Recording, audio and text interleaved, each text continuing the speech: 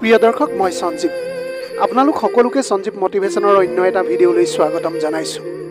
পুনৰ এটি নতুন কাহিনী লৈ আপোনালোকৰ মাজলৈ আহিছোঁ। আহকচোন এতিয়া কাহিনীটোৰ মাজেৰে জানিবলৈ চেষ্টা কৰোঁ। কেতিয়াবা জীৱনটো ইমান শান্তিপূৰ্ণ যেন লাগে, কিন্তু অনুষ্কাক লগ নোপোৱালৈকে সেই শান্তিত কিমান অস্থিৰতা আত্মগোপন কৰি আছে মই গমেই পোৱা নাছিলোঁ। মোৰ নাম প্ৰাঞ্জল। মই গুৱাহাটীৰ এটা কোম্পানীত কাম কৰিছিলোঁ। ৰাতিপুৱা সদায় অফিচলৈ, সন্ধিয়া ঘৰলৈ, আৰু ইয়াৰ মাজৰ প্ৰতিটো মুহূৰ্ত আছিল যেন সদায়ৰ এক ৰুটিন। মোৰ জীৱনটো সহজ আছিল যদিও অলপ শূন্যতাও আছিল।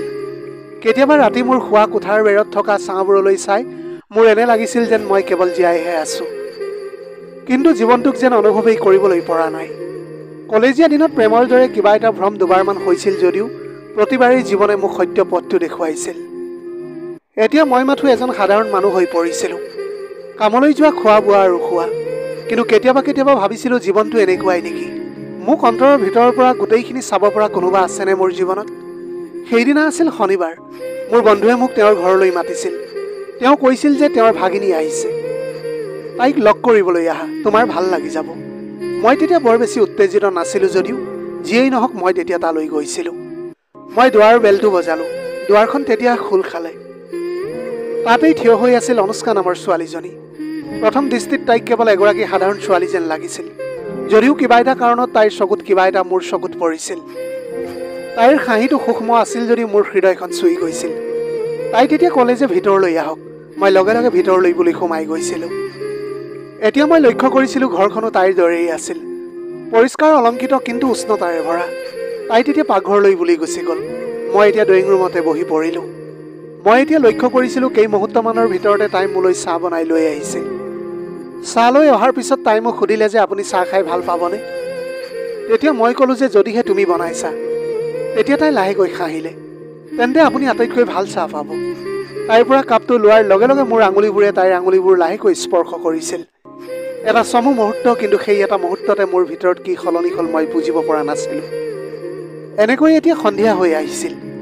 বাহিৰত ৰ'দ আৰু বতাহৰ মৃদু খেলা ধূলা। ভিতৰত আমি আড্ডা মাৰি আছিলোঁ। তাই কিতাপ, সংগীত, ভ্ৰমণ, প্ৰতিটো বিষয়, প্ৰতিটো কথা বতৰাত যেন এটা নতুন কাহিনী ধৰি ৰাখিছিল। সেইদিনা ঘৰলৈ উভতি আহোঁতে ৰাতি তাইৰ কথাই ভাবি টোপনি গ'লোঁ। প্ৰতিবাৰ চকু মুদিলেই মনত পৰে সেই মুখখন, সেই হাঁহিটো, সেই মাতটো। হয়তো সেই মুহূৰ্ততে মোৰ ভিতৰত কিবা এটা আৰম্ভ হৈ গৈছিল। পিছৰ কেইদিনমানৰ ভিতৰত আমাৰ লগ ধৰাধৰিবিলাক অলপ বাঢ়িবলৈ ধৰিছিলে। কেতিয়াবা কফিৰ লগত, যদি কেতিয়াবা সন্ধিয়া খোজ কঢ়াৰ সময়ত। তাইৰ লগত কটোৱা প্ৰতিটো মুহূৰ্তই মোক মোৰ জীৱনৰ লগত অলপ বেছিকৈ সংযোগ কৰি ৰাখিছিল। তাই কৈছিল আপুনি বৰ কম কথা কয়। মই কৈছিলোঁ তুমি বেছি কথা কোৱাৰ বাবেই হয়তো।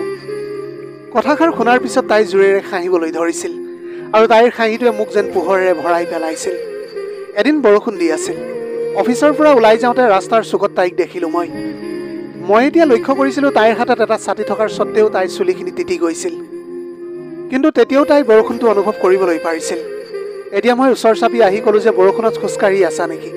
তাই তেতিয়া হাঁহিছিল আৰু ক'লে যে কেতিয়াবা তিতিবলগীয়া হয়। ই তেতিয়া হৃদয়খন আমাৰ লঘু কৰি তোলে। মই তেতিয়া হাঁহিবলৈ ধৰিলোঁ। তেন্তে আজি দুয়ো তিতি যাওঁ। আমি একেলগে খোজকাঢ়িবলৈ ধৰিছিলোঁ। বৰষুণৰ টোপালবোৰ আমাৰ সন্মুখত পৰিল। বতাহত এক অদ্ভুত নিস্তব্ধতা আছিল। সেই মুহূৰ্তত মই মাত্ৰ অনুভৱ কৰিলোঁ একোৱেই নাছিল, কোনো উদ্দেশ্যই নাছিল, মাত্ৰ এটা ঘনিষ্ঠতা যিয়ে নিজৰ ওপৰতে গঢ় লৈ উঠিছিল। কিছু দিনৰ পিছত আমি দুয়ো সংগীতৰ ক্লাছ এটা লৈ গ'লোঁ। তাত মই গীটাৰ বজাইছিলোঁ, তাই গাইছিল। প্ৰথমবাৰৰ বাবে তাই গান গাবলৈ আৰম্ভ কৰাৰ সময়ত মই বজাইছোঁ নে শুনিছোঁ মই সম্পূৰ্ণ পাহৰি গৈছিলোঁ। এতিয়া এনেকুৱা লাগিছিল যেন তাইৰ মাতটোৱে মোৰ হৃদয়খনত সোমাই গৈছে। তোমাৰ সুৰত কিবা এটা আছে, মই কৈছিলোঁ, আৰু তোমাৰ সংগীততো। তাই তেতিয়া মৃদুভাৱে উত্তৰ দিলে। সেই মুহূৰ্তটো মাত্ৰ কেই ছেকেণ্ডমানৰ কাৰণে আছিল যদিও আমাৰ চকুৱে বহু কথাই কৈ গ'ল। ঘৰলৈ অহাৰ পিছত সেই ৰাতি মই তাইৰ কথাকে ভাবিয়েই টোপনি গ'লোঁ। মই বুজিছিলোঁ এই অনুভৱ এতিয়া কেৱল বন্ধুত্বই নহয়। তাই যেতিয়া ওচৰত থাকে তেতিয়া সকলো ঠিকেই অনুভৱ হৈছিল, আৰু তাই যেতিয়া আঁতৰত থাকে তেতিয়া সকলো অসম্পূৰ্ণ যেন লাগিবলৈ ধৰিছিল। মনত আছে সেই নিশা মোৰ ডায়েৰীত লিখা, হয়তো এইটোৱেই প্ৰেমৰ আৰম্ভণি, যেতিয়া কাৰোবাৰ চিন্তাই অশান্তি দিয়ে। পিছদিনা আমি আকৌ লগ হ'লোঁ। তাই তেতিয়া কৈ আছিল কেতিয়াবা মানুহে মোৰ হৃদয়ত এটা শব্দ নোকোৱাকৈও থিতাপি লয়হি। মই ক'লোঁ আৰু হয়তো সিহঁতে মোৰ হৃদয়খন কেতিয়াও এৰি নাযায়। তাই অলপ সময় মোৰ ফালে চাই থাকিল। তাৰপিছত তাই মৃদুভাৱে ক'লে যে তুমি বৰ অদ্ভুত, তুমি বহুত ভাল। মই তেতিয়া হাঁহিছিলোঁ। তেন্তে মই অচিনাকি হৈ থাকিম তোমাৰ বাবে, যদি তোমাৰ সেইটোৱে ভাল লাগে। তাই তেতিয়া হাঁহিছিল, আৰু সেই হাঁহিটোৰ লগত মোৰ এনে লাগিছিল যেন মই লাহে লাহে তাইৰ পৃথিৱীত মিলি গৈছোঁ। সেইদিনা ৰাতি ঘৰলৈ আহোঁতে বেলকনিত থিয় হৈ আকাশলৈ চাই আছিলোঁ। চন্দ্ৰটো পূৰ্ণ হৈ আছিল যদিও সেই নিশা কিবা এটা হেৰাই যোৱা যেন অনুভৱ হ'ল। হয়তো হৃদয়ত হেৰাই যোৱা সেই অলপ অংশটো অনুষ্কাৰ ৰূপত। মই এতিয়া ভাবিছিলোঁ তাইও মোক তেনেকৈ অনুভৱ কৰেনে বাৰু, আৰু তেনেকৈ ভাবি ভাবি মই টোপনি গুচি গ'লোঁ। সেইদিনা অফিচৰ পৰা উভতি আহোঁতে বৰ ভাগৰুৱা হৈ পৰিছিলোঁ, কিন্তু মনৰ কোণত ক'ৰবাত এটা অদ্ভুত আলোড়ন। কাৰণটো হ'ল অনুষ্কাই ৰাতিপুৱা ওলাই যোৱাৰ সময়ত কৈছিল যে আজি সোনকালে আহিবা, তোমাক কিবা এটা দেখুৱাবলৈ আছে। তাইৰ কথাষাৰত এটা নিৰহ কৌতূহল আছিল। আজি মই তাইৰ লগত অলপ সময় কটাবলৈ বিচাৰিছিলোঁ। এনেকৈ সন্ধিয়া হৈ আহিছিল, এটা কোমল কমলা ৰঙৰ পোহৰ আকাশত বিয়পি পৰিল। গেটত সোমাওঁতে ঘৰৰ পৰা উৰি অহা সুগন্ধিয়ে গোটেই দিনটোৰ ভাগৰ ধুই পেলাইছিল। অনুষ্কাই দুৱাৰখন খুলিছিল। চুলি মেলি সামান্য হাঁহি এটা, গোলাপী ৰঙৰ পোছাক এযোৰ পিন্ধি তাইক চিনেমাৰ হিৰ'ইনৰ দৰে লাগিবলৈ ধৰিছিল। মই মাত্ৰ খন্তেক সময় তাইৰ ফালে এতিয়া চাই থাকিলোঁ। তাই তেতিয়া সুধিলে, কি চাই আছা? তাই তেতিয়া কথাষাৰ হাঁহি এটা মাৰি কৈছিল। মই তেতিয়া ক'লোঁ যে নাই একো নাই। লাজতে ঘূৰি তাই পাকঘৰ ফালে আগবাঢ়িবলৈ ধৰিলে। এতিয়া ময়ো তাইৰ পিছে পিছে গৈ থাকিলোঁ। হেৰা, তুমি মোক কিবা এটা কৈছিলা যে মোক কিবা এটা দেখুৱাম বুলি, সেইটোনো কি? তাই তেতিয়া ক'লে যে প্ৰথমতে আপোনাৰ খাদ্য খাওঁ, তাৰ পিছতহে মই ক'ম। ডাইনিং টেবুলৰ পৰিৱেশটো সম্পূৰ্ণ বেলেগ আছিল। অনুষ্কাই মোৰ প্ৰিয় ভাত আৰু পানীৰ তৰকাৰী বনাইছিল। প্ৰতিটো কামোৰৰ লগে লগে তাইৰ চকুত জিলিকি থকা মৰমবোৰ শব্দৰে বৰ্ণনা কৰিব পৰাতকৈ গভীৰ আছিল। এতিয়া মই তাইক সুধিছিলোঁ যে আচলতে কথাটোনো কি? তেতিয়া তাই ক'লে যে ব'লা বেলকনিলৈ যাওঁ। বেলকনিত এজাক শীতল বতাহ বলি আছিল, আৰু ইফালে আকাশত এটা ক্ষীণ জোনাক উদয় হৈছিল। তাই তেতিয়া মোৰ ফালে এটা সৰু এলবাম উলিয়াই দিলে। মই তেতিয়া সুধিলোঁ যে এয়া কি? তাই তেতিয়া হাঁহি হাঁহি কৈছিল যে এইবিলাক আমাৰ স্মৃতি। পৃষ্ঠাবোৰ উলটিয়াই চালোঁ আৰু তাত আমাৰ কলেজৰ পুৰণি ফটোবোৰ আছিল। হাঁহি, বন্ধুত্ব আৰু অগণন সন্ধিয়া যেতিয়া আমি এটা শব্দ নোকোৱাকৈও ইজনে সিজনক বুজি পাইছিলোঁ। এই সকলোবোৰ ৰাখিছা। তোমাৰ লগত জড়িত সকলো কথা মই এতিয়া কেনেকৈ পাহৰিলোঁ? তাইৰ কথাই মোৰ হৃদয়খন চুই গ'ল। মই তাইৰ চকুলৈ চাইছিলোঁ। তাত এটা শান্তি আছিল যদিও ভিতৰত লুকাই আছিল অকথিত প্ৰেমো। মই এতিয়া আলফুলে তাইৰ হাতখন ধৰিলোঁ। তাই প্ৰথমতে দ্বিধাবোধ কৰিছিল যদিও তাৰ পিছত তাইৰ আঙুলিবোৰে মোৰ আঙুলিবোৰক ধৰিছিল। মই তেতিয়া ক'লোঁ যে অনুষ্কা, আমাৰ মাজত আৰু কিবা এটা আছে বুলি তুমি কেতিয়াবা অনুভৱ কৰিছিলা নেকি? তাই তেতিয়া হাঁহিছিল। তাৰপিছত তললৈ চাই ক'লে, কেতিয়াবা অনুভৱ হয় হয়তো। মোৰ হৃদয়খন তাইৰ কথা শুনি ধপধপাবলৈ ধৰিলে। তাই এতিয়া বহুত ওচৰ চাপি আহিছিল। মই আলফুলে তাইৰ মুখখন অলপ চুই চালোঁ। তাই অলপ সময়ৰ বাবে পিছুৱাই গ'ল। তাৰপিছত লাহেকৈ ক'লে, মোক তেনেকৈ নাচাবা, মোৰ বহুত ভয় লাগে। মই হাঁহি এটা মাৰি ক'লোঁ যে কিয় ভয় লাগে? মই সদায় তোমাৰ লগতে আছোঁ। তাই একো কোৱা নাছিল। তাই মাত্ৰ চকু দুটা মুদি দিছিল। সেই মুহূৰ্ততে যেন সময় ৰৈ গ'ল। ইফালে আকৌ বৰষুণৰ টোপালবোৰ লাহে লাহে পৰিবলৈ ধৰিলে। বেলকনিৰ পৰা অহা বতাহজাকে তাইৰ চুলিৰ মাজেৰে বৈ আহিবলৈ ধৰিছিল। মই তাইৰ ফালে চাই থাকিলোঁ।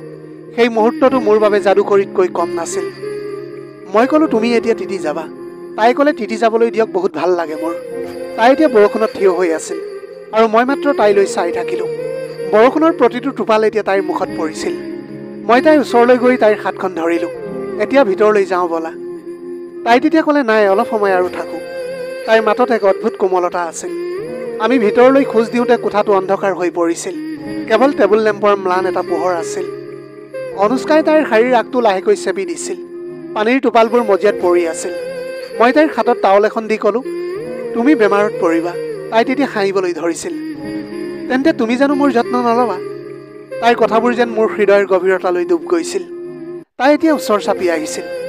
আমাৰ মাজত এতিয়া মাত্ৰ কেই ইঞ্চিমানহে দূৰত্ব আছিল। তাইৰ উশাহটো এতিয়া মোৰ উশাহটোৰ লগত মিলি গৈছিল। অনুষ্কা, মই মৃদুভাৱে ক'লোঁ, হয় কওক, কিবা ক'ব বিচাৰিছে নেকি? মই তেতিয়া ক'লোঁ যে মই তোমাক বহুত ভাল পাওঁ। তাই তেতিয়া খন্তেক সময়ৰ বাবে নিমাত হৈ থাকিল। তাৰ পাছত তাই মৃদুভাৱে কথা ক'লে যে ময়ো। তাইৰ মাতত শব্দই প্ৰকাশ কৰিব নোৱাৰা সকলো কথাই ধৰি ৰাখিছিল। তাই মোৰ মুখখন দুইখন হাতেৰে ধৰি মোৰ মুখখনলৈ চাই থাকিল। সেইটো মুহূৰ্তত এনেকুৱা লাগিছিল যেন এইখন পৃথিৱীত কোনোৱেই নাই, মাত্ৰ তাই আৰু মই। এতিয়া বৰষুণৰ মৃদু শব্দ, বতাহৰ শীতলতা আৰু মোৰ হৃদয়ৰ উষ্ণতা সকলোবোৰ একেলগে মিলি যোৱা যেন লাগিবলৈ ধৰিছিল। সেই নিশাটো আছিল আমাৰ দুয়োৰে জীৱনৰ আটাইতকৈ বিশেষ নিশা, য'ত আমি কোনো প্ৰতিশ্ৰুতি দিয়া নাছিলোঁ, কিন্তু সকলো কৈছিলোঁ। ৰাতিটো দীঘলীয়া আছিল, কিন্তু আমাৰ দুয়োজনৰ কাৰণে যেন খন্তেকতে পাৰ হৈ গ'ল এনেকুৱা অনুভৱ হ'বলৈ ধৰিছিল মোৰ। আমি দুয়ো খিৰিকীৰ ওচৰত বহি আছিলোঁ। বৰষুণজাক বন্ধ হৈ গৈছিল যদিও বতাহজাক তেতিয়াও শীতল আছিল।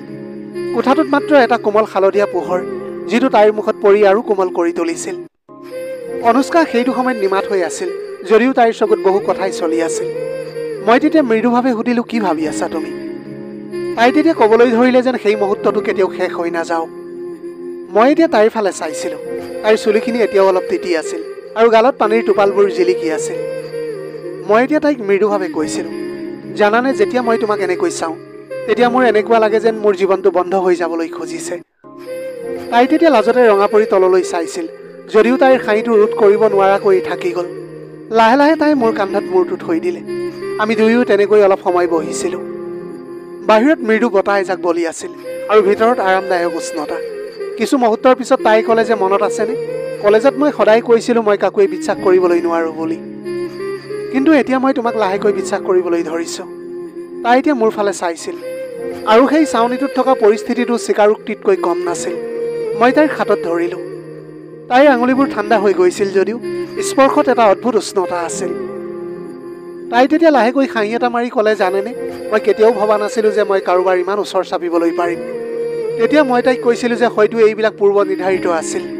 তাই তেতিয়া ক'লে যে কেতিয়াবা ভাবোঁ আগতে লগ পোৱা হ'লে। মই তাইৰ কথাত বাধা দিলোঁ, তেন্তে হয়তো আমি ইমান গভীৰভাৱে সংযোগ স্থাপন নকৰিলোহেঁতেন। এতিয়া কথাষাৰ শুনাৰ পিছত আমি দুয়ো হাঁহিবলৈ ধৰিলোঁ। মই তাইক হঠাৎ এতিয়া সাৱটি ধৰিছিলোঁ। তাই অলপ ভয় খাই আঁতৰি গ'ল। মই ক'লোঁ, একো নহয়, আমি যদি আমাৰ মনৰ ভাৱবোৰক দিঠকত পৰিণত কৰোঁ তেন্তে ইয়াতনো কি ভুল হ'ল? তাইও মোক এতিয়া জোৰেৰে সাৱটি ধৰিছিল। তথাপিও তাই কঁপি উঠিছিল। ময়ো তাইক মোৰ দুবাহুৰ মাজৰ উষ্ণতাত মোৰ মৰমবোৰ দিবলৈ আৰম্ভ কৰিলোঁ। তাইও মোক ৰখাবলৈ কোনো প্ৰতিক্ৰিয়া নকৰিলে। এনেকৈয়ে আমি উন্মাদ হৈ ইজনে সিজনৰ মাজত হেৰাই গৈছিলোঁ। সময়বিলাক লাহে লাহে পাৰ হৈ গ'ল। খিৰিকীৰে অহা বতাহজাকেও এতিয়া আমাক ঠাণ্ডা অনুভৱ কৰাবলৈ পৰা নাছিল।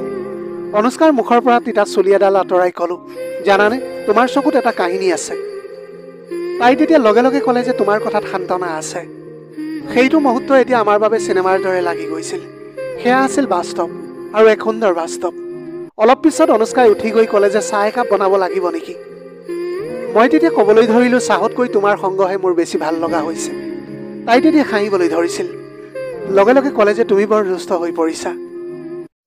তাই এতিয়া পাকঘৰলৈ সোমাই গ'ল। মই বেলকনিত বহি আকাশখনলৈ চাই থাকিলোঁ। বৰষুণৰ পিছত সেইদিনা ৰাতিপুৱাটো যেন বৰ নতুন লাগিবলৈ ধৰিছিল, যেন সকলো সতেজ হৈ উঠিছিল। কেইমুহূৰ্তমানৰ পিছত তাই দুকাপ চাহ লৈ উভতি আহিল। তাই মোৰ ওচৰলৈ আহি একাপ চাহ আগবঢ়াই মোৰ কাষতে বহিলি। চাহৰ ভাৱটোৱে তাইৰ মুখখন এতিয়া চুই গৈছিল। মই ক'লোঁ, এইটো আটাইতকৈ ধুনীয়া ৰাতিপুৱা। তাই তেতিয়া ক'লে যে কিয়? মই তেতিয়া ক'লোঁ যে কাৰণ তুমি ইয়াত আছা। তাই তেতিয়া মৃদু হাঁহি এটা মাৰিছিল যদিও তাইৰ চকুৱে মোক একে কথাই কৈ গ'ল যে তাইও সেই একে অনুভৱেই কৰিছে। এতিয়া চাহ খোৱা শেষ হ'লেও কথা বতৰা চলিয়েই থাকিল। কেতিয়াবা হাঁহি, কেতিয়াবা মৌনতা, কেতিয়াবা তাইৰ শব্দতকৈ বেছি জোৰেৰে কথা কোৱা কোমল স্পৰ্শ। তাৰ পাছত অনুষ্কাই মোৰ ফালে চাই ক'লে যে এদিন যদি মই আঁতৰি যাওঁ তেতিয়াহ'লে কি হ'ব? মই লগে লগে ক'লোঁ, তুমি তেনে কথা নক'বা। তাই তেতিয়া ক'লে যে মই মাত্ৰ কথাটো ভাবিছোঁহে। যদি মোক কেতিয়াবা তোমাৰ প্ৰয়োজন হয় তুমি মোক বিচাৰি আহিবানে? মই তাইৰ চকুলৈ চাই ক'লোঁ যে মই তোমাক কেতিয়াও বিচাৰি নাযাওঁ, কাৰণ মই জানো যে তুমি কেতিয়াও মোক এৰি নোযোৱা। তুমি মোৰ সদায় বতাহত, মোৰ চিন্তাত, মোৰ হৃদয়ত আছা। কথাবিলাক শুনাৰ পিছত তাই মোৰ ফালে কেইমুহূৰ্তমানৰ বাবে চাই থাকিল। তাৰপিছত ক'লে যে তুমি এনেকৈ কথা ক'বা, মোৰ হৃদয়খন ভৰি পৰে। মই তাইৰ হাতখনত ধৰি এতিয়া ক'লোঁ যে তোমাক ভাঙি পেলোৱাৰ অধিকাৰ কেতিয়াও কাকোৱেই নিদিবা। কিবা এটা ভাঙি গ'লে আমি একেলগে থিয় কৰি ল'ম। তাই মাত্ৰ মোৰ চকুলৈ চাই থাকিল। এনে লাগিছিল যেন তাই ভয় কৰা নাছিল, কেৱল বিশ্বাসহে কৰিছিল মোক। অনুষ্কাই মোৰ বুকুত মূৰটো থৈ ফুচফুচাই ক'লে, এতিয়া মোৰ এনে লাগিছে যেন এইখনেই মোৰ ঘৰ। মই ক'লোঁ যে আৰু মই তোমাৰ শান্তি। তাই এতিয়া হাঁহি এটা মাৰি চকু দুটা মুদি মনে মনে থাকিল। কোঠাটোত সেইটো সময়ত একমাত্ৰ শব্দ হ'ল ঘড়ীৰ টিক টিক আৰু বাহিৰৰ পৰা সোমাই অহা সূৰ্যৰ পোহৰ কোমল ৰশ্মি। সেইটো মুহূৰ্ততে মই বুজিবলৈ পাৰিছিলোঁ যে প্ৰেম জোৰকৈ নহয়, ই মাত্ৰ লাহে লাহে আপোনাৰ ওচৰলৈ নামি আহে, ৰাতিপুৱা ৰ'দৰ প্ৰথম ৰশ্মিৰ দৰে। অলপ পিছতে তাইৰ হাতৰ তলুৱাত আঙুলিৰে লিখিছিলোঁ মোৰ। তাই হাঁহি এটা মাৰি মোৰ হাতত লিখি দিছিল সদায়। সেইদিনাৰ পৰাই আমাৰ জীৱনটো সম্পূৰ্ণৰূপে বেলেগ হৈ পৰিল। এতিয়া প্ৰতিটো ৰাতিপুৱা তাইৰ হাঁহিৰে আৰম্ভ হৈছিল আৰু প্ৰতিটো ৰাতি তাইৰ কথাৰ শেষ হৈছিল। আমি দুয়োৱে জানিছিলোঁ যে সময় সলনি হ'ব পাৰে, পৰিস্থিতি সলনি হ'ব পাৰে, কিন্তু এই অনুভৱ কেতিয়াও সলনি নহ'ব। অনুষ্কাই এদিন কৈছিল যে হয়তো আমাৰ প্ৰেম কোনো কিতাপতে প্ৰকাশ পোৱা নাই, কিন্তু কোনোবাই যদি আমাৰ প্ৰেমৰ কাহিনীটো লিখিলে হয় তেনেহ'লে ক'ব যে সঁচা প্ৰেম এতিয়াও জীয়াই আছে। মই মাত্ৰ হাঁহি এটা মাৰি ক'লোঁ যে আৰু সেই কাহিনীটোৰ নাম হ'ব মই আৰু অনুষ্কা। তাই তেতিয়া মোৰ গাটোত অলপ ভেজা দি হাঁহিবলৈ ধৰিলে আৰু সেই মুহূৰ্তটো আমাৰ মাজত চিৰদিনৰ বাবে খোদিত হৈ পৰিছিল। সেই দিনবোৰত যেন সেইবা যুগো পাৰ হৈ গৈছিল এনে অনুভৱ হৈছিল মোৰ। এদিন হেড অফিচৰ পৰা মোলৈ এটা ইমেইল আহিল। সেয়া মোৰ চাকৰিৰ স্থান বদলি হোৱাৰ অৰ্ডাৰ আছিল।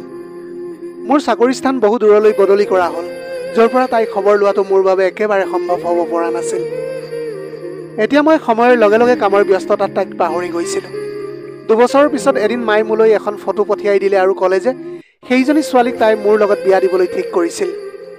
মই তেতিয়া ফটোখন ভালদৰে চোৱা নাছিলোঁ আৰু মাক ক'লোঁ যে তুমি যি ঠিক বুলি ভাবা তাকেই কৰা। সেইদিনা মোৰ এংগেজমেণ্ট আছিল আৰু মই অফিচৰ পৰা ছুটী লৈ ঘৰলৈ গৈছিলোঁ। যেতিয়া মোৰ সন্মুখলৈ ছোৱালীজনী লৈ অনা হ'ল, মই তাইক দেখি নিজকে বিশ্বাস কৰিবলৈ নোৱাৰিলোঁ যে মই যি দেখি আছোঁ সেয়া কেৱল সপোন নেদিথক। কাৰণটো হ'ল মোৰ সন্মুখলৈ যিগৰাকী ছোৱালীক অনা হৈছিল তাই আন কোনোৱেই নাছিল, তাই আছিল অনুষ্কা, মোৰ প্ৰথম প্ৰেম। এতিয়া খন্তেক সময়ৰ বাবে মই একো কোৱা নাছিলোঁ, কিন্তু ভিতৰৰ পৰা মোৰ মন যেন আনন্দত আত্মহৰা হৈ পৰিছিল। যেন মোৰ বহুদিনৰ মনৰ আশা পূৰণ হ'বলৈ গৈ আছিল। তাৰপিছত আমাৰ বিয়া হৈ গ'ল আৰু এতিয়া আমাৰ সংসাৰখনত এজনী কণমানি পৰিও সংলগ্ন হৈ পৰিছিল। প্ৰিয় দৰ্শক, এয়াই আছিল আজিৰ কাহিনীৰ ভাগ। যদিহে কাহিনীটো ভাল লাগিল তেনেহ'লে লগৰ বন্ধু বান্ধৱীসকলৰ মাজত শ্বেয়াৰ কৰিবলৈ নাপাহৰিব। আপোনালোকৰ গোটেই জীৱনটো হাঁহিৰে উপচি পৰক। পাৰিলে দুখীয়াজনক অলপ সহায় কৰিবলৈ চেষ্টা কৰি যাব। আপোনাৰ অকণমান সঁহাৰিয়ে যদি কোনোবা এজন দুখীয়াৰ জীৱনটো সলনি কৰিবলৈ পাৰে, তাতকৈ পুণ্যৰ কাম আৰু এইখন পৃথিৱীত একোৱেই হ'ব নোৱাৰে। Have a nice day.